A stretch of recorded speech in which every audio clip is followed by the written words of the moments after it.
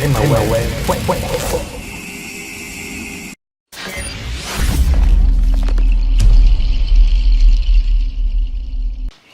Gloire soit rendue à Jésus. Je bénis tout le monde qui sont connectés, peu importe le pays où tu te retrouves. Je crois que pendant ces quelques minutes, Dieu va te parler. Il ne va pas seulement te parler, il va t'édifier. Il ne va pas seulement t'édifier, il va te bénir au travers de sa parole. C'est pourquoi je vais lire rapidement dans le livre de Luc 1, à partir du verset 45. Je lis la parole au nom de Jésus.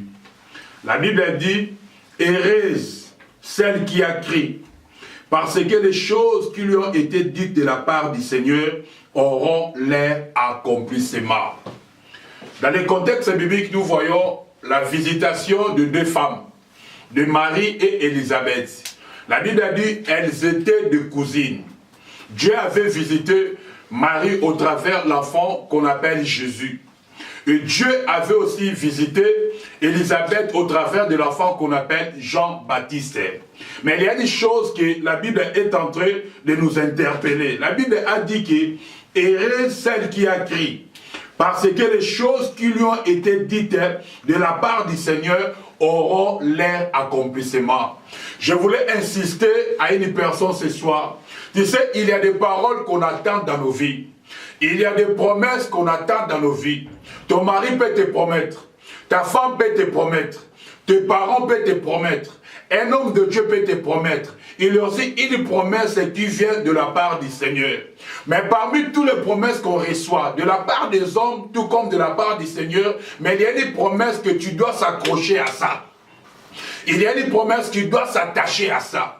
Il y a une promesse que tu dois croire de tout ton cœur, de toute ton âme, de toute ta force, puisque cette promesse-là, il finira toujours par s'accomplir dans ta vie. C'est pourquoi la Bible dit, heureuse celle qui a crié, parce que tout ce qu'on lui a dit de la part du Seigneur auront leur accomplissement.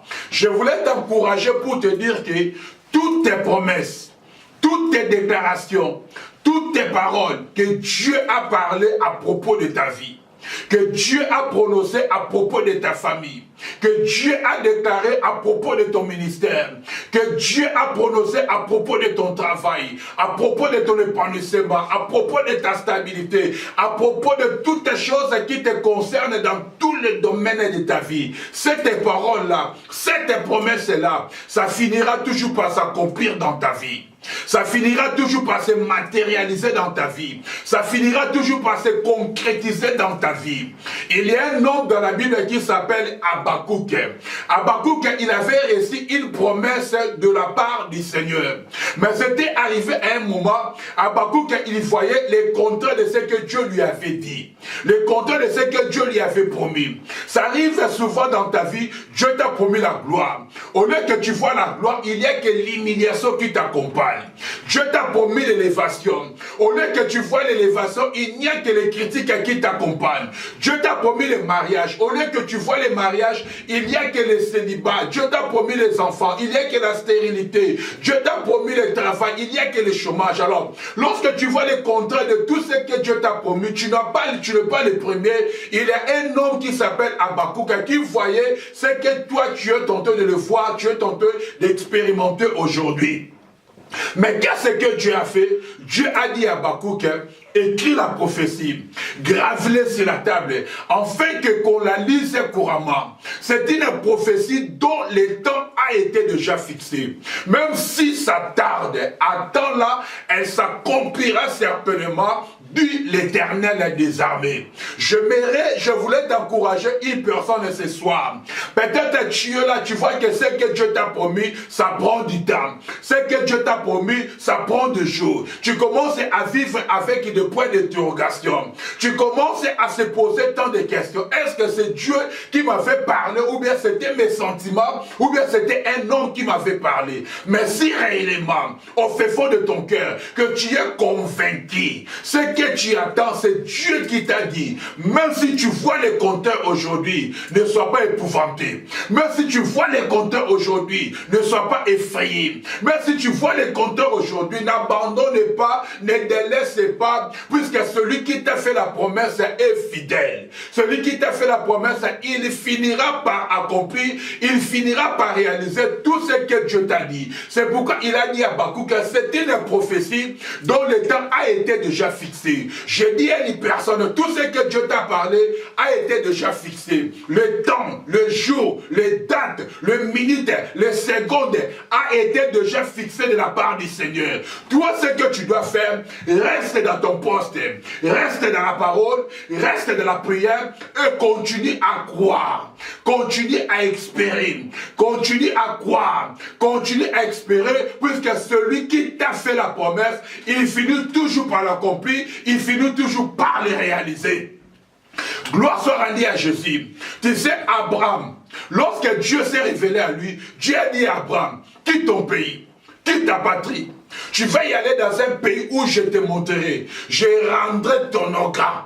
Je bénirai ce qui te bénira et je maudirai ce qui te maudira. Abraham n'avait pas vu là où il partait, mais Abraham, il avait écrit que ce que Dieu lui a parlé, ce que Dieu lui a dit, ça finira par s'accomplir. Lorsque Abraham a crié à la parole, lorsque Abraham s'est attaché à ce que Dieu lui a dit, il était parti. Mais Abraham a fini par expérimenter la gloire de l'Éternel. Aujourd'hui, nous appelons Abraham le père de la foi. Aujourd'hui, nous appelons Abraham une multiplication bénie de la part du Seigneur. Pourquoi si tu rentres dans le départ, il avait écrit à ce que Dieu lui avait dit. J'ai dit à une femme, mais ce soir, j'ai dit à un homme, mais ce soir, de continuer à croire à ce que Dieu t'a parlé. On peut te détruire, mais on ne peut jamais détruire ce que Dieu t'a promis. On peut jamais détruire ce que Dieu a promis par rapport à ta vie. On avait combattu Joseph, mais les frères de Joseph étaient incapables de combattre la promesse de Dieu dans la vie de Joseph. Les frères de Joseph ont déchiré les habits que son père avait fait pour lui, mais ses frères étaient incapables de déchirer la promesse de Dieu qui était dans la vie de cet homme. Je te dis aujourd'hui, personne ne détruira ce que Dieu a mis en toi. Personne ne détruira la grâce de Dieu dans ta vie.